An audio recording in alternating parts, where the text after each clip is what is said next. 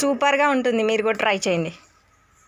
మ్యాంగోస్ని చిన్న చిన్న ముక్కలుగా అయితే కట్ చేసుకుందాం.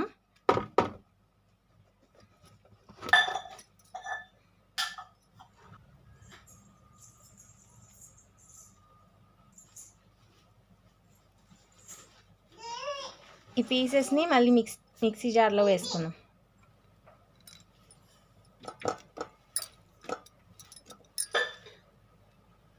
తీపికి సరిపడా షుగర్ వేసుకుందాం.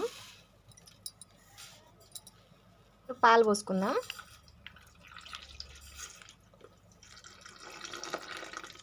ఇప్పుడు కొద్దిగా వాటర్ యాడ్ చేసుకుందాం.